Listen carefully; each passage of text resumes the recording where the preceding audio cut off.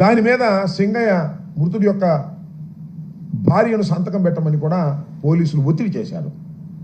అప్పుడు కిరణ్ కుమార్, అక్కడ మా ఇన్ఛార్జ్ కిరణ్ కుమార్, అదేవిధంగా కోటేశ్వరరావు జడ్పీటీసీ వాళ్ళు అడ్డం తిరిగి వీళ్ళు చెప్పింది మీరు రాసుకోండి అని చెప్తే అప్పుడు గత్యంతరం లేని పరిస్థితుల్లో వీళ్ళు చెప్పింది రాసుకున్నారు తప్ప లేకపోతే ప్రీ ప్లాన్డ్గా రాసుకొచ్చారు. ఎందుకని రాసుకొచ్చారంటే పైనుంచి మాకు ఆదేశాలు ఉన్నాయని చెప్పారు. ఆ తర్వాత నేను వెళ్ళి కూడా వాళ్ళకి చెప్పాను, మీరు ఏమి చెప్పాలనుకుంటున్నారో అది వాళ్ళు రాసిన దాన్ని చదువుకొని మీరు సంతకం పెట్టమన్న తర్వాత ఆ చీలి సింగయ్య గారి భార్య వారి బంధువులు కూడా చదువుకొని వారు చెప్పిందే రాసి ఇచ్చారు. లేకపోతే దానిలోనే ఎవరో ఒకరిని పెట్టాలనేటువంటి కుట్ర అప్పుడే ప్రారంభమైందని ఈ సందర్భంగా నేను చెప్పదలుచుకున్నాను. ఆ తర్వాత నాకు చాలా చిత్రం ఏంటంటే దీన్ని పెద్ద రాజకీయం చేయాలనే ప్రయత్నం చేస్తున్నారు. ఇవాళ అసలు ఇన్వెస్టిగేషన్ అథారిటీ అనేది పోలీస్ డిపార్ట్మెంట్ లాగా లేదు. ఆంధ్రజ్యోతి, ఈనాడు వాళ్ళే ఇన్వెస్టిగేషన్ అథారిటీ, వాళ్ళే కేసు ఇన్వెస్టిగేషన్ చేస్తున్నారు.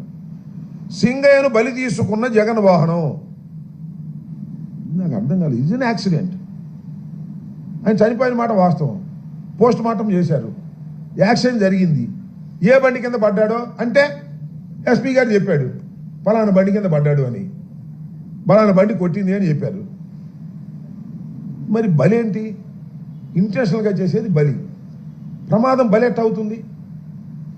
ఇంతకుముందు జరగలేదా ప్రమాదాలు? చంద్రబాబు నాయుడు గారు కాన్వాయ్లో జరగలేదా ప్రమాదాలు?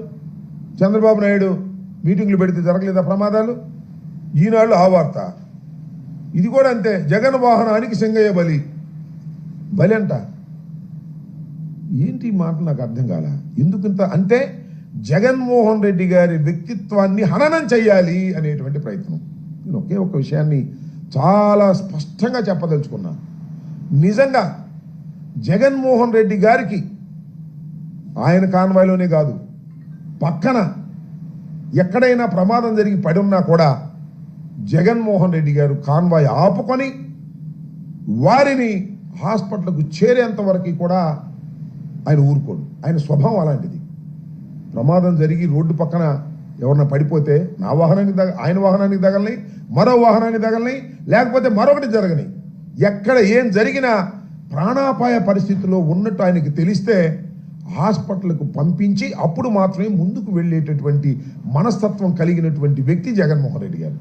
ఆయన దృష్టిలోకి రాకపోతే అది వేరే అంశం. వీళ్ళేంటి బలి అంట నాకు అర్థం కాల. కేవలం జగన్మోహన్ రెడ్డి గారు కారు వేసుకెళ్ళి గుద్దేశాడు అనేటువంటి భావంతో మీరు ప్రయత్నం చేస్తున్నారు. ఇది దుర్మార్గం అని ఈ సందర్భంగా నేను మనవి చేస్తున్నాను. ఇవాళ రకరకాల కథనాలు ఏవో తీసుకొస్తున్నారు, నాకు అర్థం కానిటువంటి కథనాలు.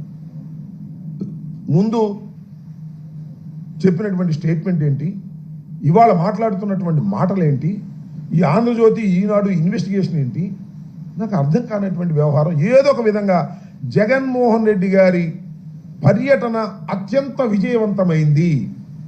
అనేకమైన ఇబ్బందులు పెట్టినప్పటికీ కూడా విజయవంతమైంది. దీన్ని భరించలేక ఎన్ని కేసులు పెడుతున్నారు మా మీద. రాత్రి ఒక కేసు పెట్టారు, వచ్చి నోటీస్ ఇచ్చి వెళ్ళారు నాకు రాత్రి 10ంటికి. అనేక మంది మీద, పల్నాడులో ఉన్నటువంటి వైఎస్ఆర్ కాంగ్రెస్ పార్టీ నాయకుల మీద, సుధీర్ భార్గవ రెడ్డి మీద కేసు పెట్టారు, గోపిరెడ్డి గారి మీద కేసు పెట్టారు. ఏదో ఒక విధంగా ఈ పర్యటనలో జరిగినటువంటి విషయాల మీద భూతత్వంలో పెట్టి చూపించి జగన్మోహన్ రెడ్డి గారిని బయటికి రాకుండా కట్టడి చేయాలి అనేటువంటి ప్రయత్నాలు పోలీసు యంత్రాంగం సహాయంతో చేయటం చాలా దురదృష్టకరమని ఈ సందర్భంగా నేను మనవి చేస్తున్నాను. జగన్మోహన్ రెడ్డి గారి పర్యటన విజయవంతమైన తర్వాత దాన్ని చూసి జలసిగా ఫీల్ అయ్యి అనేక రకాలైన దుష్ప్రచారాలు చేసేటటువంటి కార్యక్రమం, జగన్మోహన్ రెడ్డి గారిని వ్యక్తిత్వాన్ని హననం చేసేటటువంటి కార్యక్రమం దుర్మార్గంగా చేస్తున్నారు. దీన్ని ప్రజలు గమనించాలని మనం చేస్తున్నాం. ఏం చేసినా సరే వెళ్తే ఆయనంట బెట్టింగ్లు కట్టి చచ్చిపోయాడని ఆయన మీద పెడతారు. నాకు తెలుసు బాగా రెంటపాళ్ళ గ్రామంలో బెట్టింగ్లు కాదు అది. ఈ రకంగా దుష్ప్రచారం, జగన్మోహన్ రెడ్డి గారి ప్రచారం, జగన్మోహన్ రెడ్డి గారి పర్యటన బ్రహ్మాండంగా ఊహకందని విధంగా జరిగితే దాన్ని భరించలేక ఈ విధమైన నీచమైన తప్పుడు ప్రచారాలు చేయటం చాలా దురదృష్టకరమని ఈ సందర్భంగా నేను మనవి చేస్తున్నాను. ఇట్ ఈస్ ఎన్ యాక్సిడెంట్ జరిగింది, దురదృష్టకరం. అతను ఎవరో కాదు, మా కార్యకర్త. జగన్మోహన్ రెడ్డి గారు అంటే తీవ్రమైన అభిమానం కలిగినటువంటి వ్యక్తి.